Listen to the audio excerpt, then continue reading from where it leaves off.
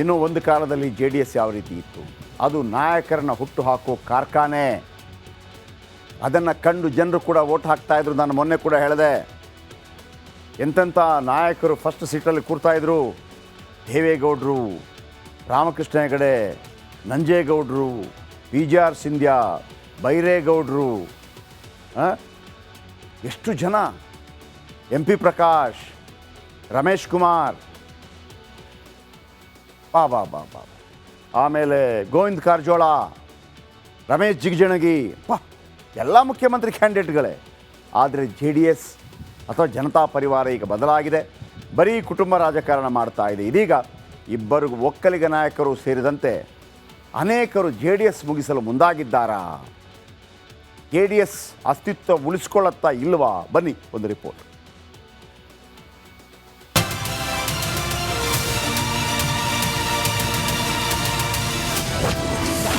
JDS ಮುಗಿಸ್ತಾರ Congress ನಾಯಕರು? Task ಕೊಡಿ ಅಂದಿದ್ಯಾಕೆ CP Yogeshwar? ಚನ್ನಪಟ್ಟಣದ ನೂತನ ಶಾಸಕ CP ಯೋಗೇಶ್ವರ್ JDS ಬಗ್ಗೆ ಸ್ಫೋಟಕ ಹೇಳಿಕೆ ಕೊಟ್ಟಿದ್ದಾರೆ. ಕಾಂಗ್ರೆಸ್ ಪಕ್ಷ ಟಾಸ್ಕ್ ಕೊಟ್ರೆ ದೊಡ್ಡ ಆಪರೇಷನ್ ಮಾಡ್ತೀನಿ, JDS ಒಡೆಯುತ್ತೇನೆ, ಶಾಸಕರನ್ನ ಕಾಂಗ್ರೆಸ್ಗೆ ಕರೆದುಕೊಂಡು ಬರ್ತೀನಿ ಅಂದಿದ್ದಾರೆ. ನೋಡಪ್ಪ, ನನಗೆ ಅದು ಗೊತ್ತಿಲ್ಲ. ನಾನು ಅದಕ್ಕೆ ಸದ್ಯಕ್ಕೆ ನಮಗೆ ಈಗ ಅದ್ರ ಬಗ್ಗೆ ನಾನು ಮಾತಾಡೋಕೆ ಹೋಗೋದಿಲ್ಲ. ನಾವು ಅವ್ರಿಗೆ ಆಫರ್ ಮಾಡಿದ್ದೋ ಹಿಂದೆ, ಬರ್ರಯ್ಯ ನಮ್ಮ ಜೊತೆ ಅಂತ ಹೇಳಿದ್ದ. ಇಲ್ಲ, ನಾವು ಕುಮಾರಣ್ಣನ ನಾವು ತಿರ್ಗಾ ಚೀಫ್ ಮಿನಿಸ್ಟರ್ ಮಾಡಬೇಕು ಅಂತೇಳಿ ಅವರು ನಮ್ಮ ಜೊತೆ ಬರಲಿಲ್ಲ. ಕೇಳಿದ ನಿಜ, ನಾವು ಬರ್ರಂಗಿರೋ ಬರ್ರಿ ಅಂತ. ಕಾಂಗ್ರೆಸ್ನಿಂದ ಏನಾದ್ರು ಆ ಟಾಸ್ಕನ್ನು ನೀಡಿದ್ರೆ, JDSನ ನಾಯಕರನ್ನ ಕಾಂಗ್ರೆಸ್ಗೆ ಟಾಸ್ಕನ್ನು ನೀಡಿದ್ರೆ ತಾವು ಒಪ್ಕೊಂತೀರಾ ಸರ್? ಒಂದು ನಿಮಿಷ ಅಣ್ಣ, ನಾನು ಯಾಕೆ ಒಪ್ಕೊಳ್ಳಲ್ರಿ? ನಾನೊಬ್ಬ ಪಕ್ಷದ ಕಾರ್ಯಕರ್ತನಾಗಿ ನಮ್ಮ ಪಕ್ಷ ಏನು ಹೇಳುತ್ತೆ ನಾನು ಮಾಡೇ ಮಾಡ್ತೀನಿ. ಆದರೆ ನಾನು ಹೇಳೋದು, ನಮ್ಗೆ ಅವಶ್ಯಕತೆ ಇಲ್ಲ. 139 ಜನ ಶಾಸಕರಿದ್ದೀವಿ. JDSನ ಶಾಸಕರು ಇವತ್ತು ಅವ್ರ ಪಕ್ಷ ನಶಿಸೋಗ್ತಾ ಇರೋದ್ರಿಂದ ಪರ್ಯಾಯವಾಗಿ ಅವರೇ ಆಲೋಚನೆ ಮಾಡಬೇಕು ಅನ್ನೋದನ್ನು ನಾನು ಇವತ್ತು ಈಗ ಏನು ರಾಜ್ಯದ ಜನತೆ ಗಮನಕ್ಕೆ ತಗೊಂಡ್ಬರ್ತಾ ಇದ್ದೀನಿ. ಈಗ ಚಾಲೆಂಜ್ ಮಾಡಿದಂಥ ದೇವೇಗೌಡರು ಸಕ್ಸಸ್ ಆಗಿಲ್ಲ ಅಂದಮೇಲೆ ಅವರು ಪಕ್ಷನ ಡಿಸಾಲ್ವ್ ಮಾಡಬೇಕು. CP ಯೋಗೇಶ್ವರ್ ಮಾತಿನಿಂದ JDS ನಾಯಕರು ಕೆರಳಿ ಕೆಂಡವಾಗಿದ್ದಾರೆ. ಕಾಂಗ್ರೆಸ್ನ 30ಕ್ಕೂ ಹೆಚ್ಚು ಶಾಸಕರು ಅಸಮಾಧಾನಗೊಂಡಿದ್ದಾರೆ ಅಂತ ನೀವೇ ಹೇಳಿದ್ರಿ. ಅವರ ಹೆಸರನ್ನ CM DCMಗೆ ಕೊಡಿ ಅಂತ ಮಾಜಿ ಸಚಿವ ಸಾರಾ ಮಹೇಶ್ ಕಿಡಿಕಾರಿದ್ದಾರೆ. ಕಾಂಗ್ರೆಸ್ಸಿಂದ 35-40 ಜನ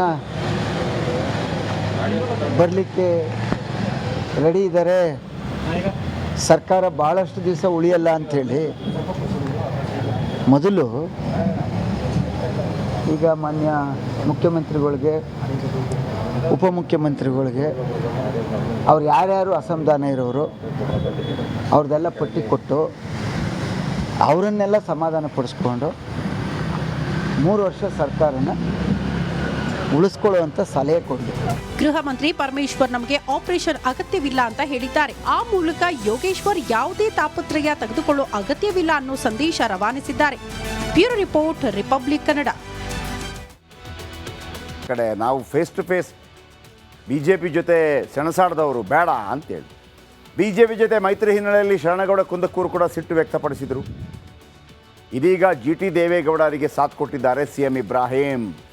ಚನ್ನಪಟ್ಟಣ ಸೋತಿದ್ದಕ್ಕೆ 18ಕ್ಕೆ ಕುಸಿತ ಕಂಡಿದೆ JDS ಬಲ. ಈಗ ಪಕ್ಷವನ್ನು ಬಿಡುವುದಕ್ಕೆ GT ದೇವೇಗೌಡರು ಮತ್ತು ಮಗ ಹರೀಶ್ ಗೌಡ ತಯಾರಿ ನಡೆಸಿದ್ದಾರಾ? ನೋಡಿ, 18 ಜನ ಇದ್ದಾರೆ. ಒಂದು ಪಕ್ಷದಿಂದ ಮತ್ತೊಂದು ಪಕ್ಷಕ್ಕೆ ಹೋಗೋದು ಈಸಿ ಅಲ್ಲ. ಅವರ ಶಾಸಕ ಸ್ಥಾನ ಕುಂದಾಗತ್ತೆ. ಆದರೆ ಮೂರನೇ ಎರಡು ಅಂದರೆ ಎಷ್ಟು? 18 / 3 ಅಂದರೆ 6 ಬರುತ್ತೆ.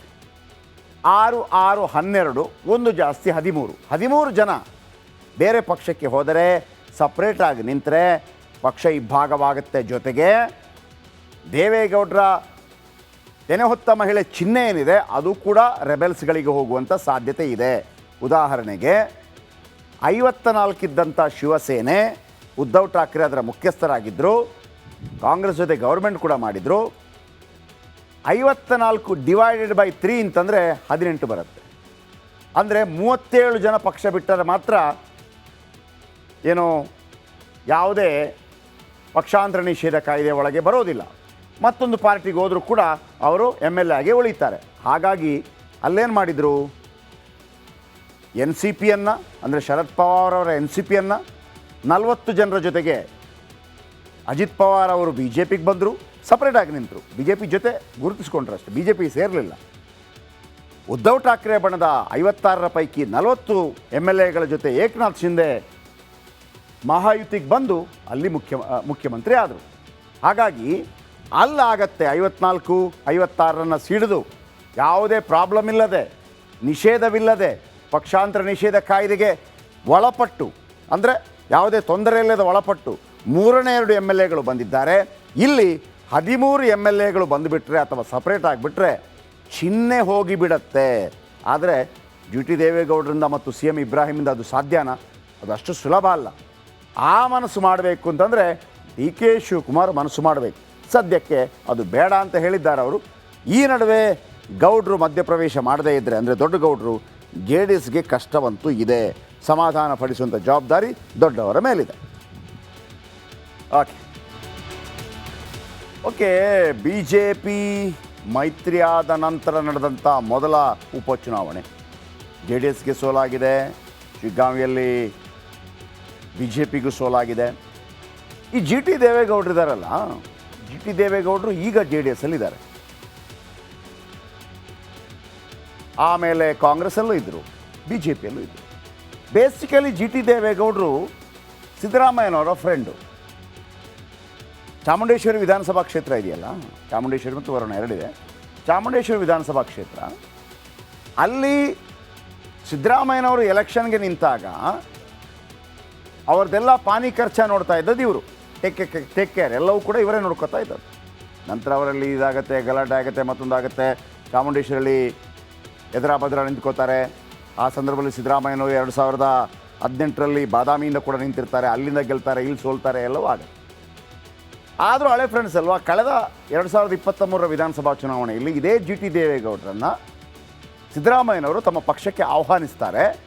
ಇವರಿಗೂ ಇವರ ಪುತ್ರ ಹರೀಶ್ ಇಬ್ಬರಿಗೂ ಕೂಡ ಟಿಕೆಟ್ ಕೊಡುವ ಭರವಸೆಯನ್ನು ಕೂಡ ಕೊಡ್ತಾರೆ. ಜಿ ಟಿ ದೇವೇಗೌಡರು ಇನ್ನೇನು ಕಾಂಗ್ರೆಸ್ಗೆ ಹೋಗಬೇಕು ಅಂತ ಹೇಳಿದಾಗ ಜೆ ಡಿ ಎಸ್ಸಲ್ಲಿರ್ತಾರೆ. ಆಗ ದೇವೇಗೌಡರು ಎಂಟ್ರಿ ಕೊಡ್ತಾರೆ. ದೇವೇಗೌಡರು ಜಿ ಟಿ ದೇವೇಗೌಡರ ಮನೆ ಬಾಗಿಲಿಗೆ ಹೋಗ್ತಾರೆ. ಮನೆ ಬಾಗಿಲಿಗೆ ಹೋದಾಗ ಜಿ ಟಿ ದೇವೇಗೌಡರಿಗೆ ದೊಡ್ಡ ಗೌಡರ ಮೇಲೆ ಒಂದು ಅಪಾರವಾದಂಥ ಗೌರವ ಇದೆ. ಇವತ್ತು ಒಂದು ಮಾತನ್ನು ಹೇಳಿದರು, ದೇವೇಗೌಡರು ಹೇಳಿಬಿಡ್ಲಿ ನೋಡೋಣ, ದೇವೇಗೌಡರು ಸುಳ್ಳು ಹೇಳಲಾರರು, ನನಗೆ ಫೋನ್ ಮಾಡಿದ್ದಾರೆ ಅಂತ ಹೇಳಿಬಿಡ್ಲಿ ನೋಡೋಣ, ನಾನು ರಾಜೀನಾಮೆ ಕೊಟ್ಟುಬಿಡ್ತೀನಿ ಅನ್ನೋ ರೀತಿಯಲ್ಲಿ ಮಾತಾಡಿ. ಯಾವಾಗ ದೇವೇಗೌಡರು ಅವರ ಮನೆ ಬಾಗಿಲಿಗೆ ಬರ್ತಾರೆ, ಹತ್ತು ಬಿಡ್ತಾರೆ ಜಿ ಟಿ ದೇವೇಗೌಡರು. ಅವರೇ ಬಂದಿದ್ದಾರಪ್ಪ, ನಾನು ಹೋಗಲ್ಲ, ಹೋಗೋದಿಲ್ಲ. ಚಾಮುಂಡೇಶ್ವರಿಯಿಂದ ಇವರು ನಿಲ್ತಾರೆ, ಅವರ ಮಗ ಹುಣಸೂರಿಂದ ನಿಲ್ತಾರೆ, ಇಬ್ಬರು ಜೆ ಡಿ ಎಸ್ಸಿಂದ ಗೆಲ್ತಾರೆ. ಈಗ ಸ್ವಲ್ಪ ಅಸಮಾಧಾನಗಳಿದೆ. ಕಾರಣ ಮೂಢ ವಿಚಾರಗಳು ಕೂಡ. ಮೊನ್ನೆ ನಡೆದಂತಹ ಮೈಸೂರಲ್ಲಿ ನಡೆದಂತಹ ದಸರಾ ಸಂದರ್ಭದಲ್ಲಿ ಸಿದ್ದರಾಮಯ್ಯನವರ ಪರವಾಗಿ ಬ್ಯಾಟ್ ಬೀಸಿದರು. ಯಾರು? ಜಿ ಟಿ ದೇವೇಗೌಡರು.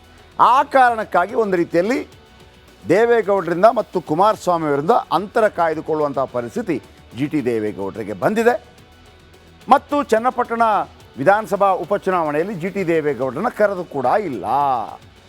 ಹಾಗಾಗಿ ಒಂದು ಕಡೆ ಸಿ ಎಂ ಇಬ್ರಾಹಿಂ ಅಷ್ಟು ಸುಲಭ ಅಲ್ಲ, ಆದರೂ ಕೂಡ ಜೆ ಡಿ ಎಸ್ ಇಬ್ಬಾಗವಾಗಲು ರಣತಂತ್ರ ಶುರುವಾಗಿದೆಯಾ ಅನ್ನುವಂಥ ಪ್ರಶ್ನೆ ಉದ್ಭವ ಆಗ್ತಾ ಇದೆ. ಚನ್ನಪಟ್ಟಣದಲ್ಲಿ ಕಾಂಗ್ರೆಸ್ ಅಭೂತಪೂರ್ವ ಜಯವನ್ನು ಗಳಿಸಿದೆ. ಸೋಲಿನ ಬೆನ್ನಲ್ಲೇ ನಾಯಕತ್ವದ ಬಗ್ಗೆ ಅಸಮಾಧಾನ ಮೂಡ್ತಾ ಇದೆ. ಎಚ್ ಡಿ ಕೆ ವಿರುದ್ಧ, ದೇವೇಗೌಡರ ವಿರುದ್ಧ ಅಲ್ಲ, ಎಚ್ ಡಿ ಕೆ ವಿರುದ್ಧ ಜಿ ಟಿ ದೇವೇಗೌಡರು ಬಹಿರಂಗವಾಗಿ ಕಿಡಿಕಾರಿದ್ದಾರೆ. ಜೆ ಡಿ ಎಸ್ ತೊರೆಯುವುದಾಗಿ ಕೂಡ ಒಂದು ಪರೋಕ್ಷ ಸಂದೇಶವನ್ನು ರವಾನೆ ಮಾಡಿದ್ದಾರೆ. ಜಿ ಟಿ ದೇವೇಗೌಡರು ಮಾತ್ರವಲ್ಲ, ಹಲವರಿಗೂ ಕೂಡ ಬೇಸರ ಇದೆ. ಬೇಸರದ ಜೊತೆಗೆ ಇನ್ನು ಮುಂದಿನ 4 ವರ್ಷ ಏನು ಮಾಡೋದು? 18 MLAಗಳು ಏನು ಮಾಡೋದು? 18 MLAಗಳು ಬಿ ಜೆ ಪಿ ಜೊತೆ ಮೈತ್ರಿಗೆ ಕರೆಮ ನಾಯಕ ಮೊದಲೇ ಅಸಮಾಧಾನ ವ್ಯಕ್ತಪಡಿಸಿದರು.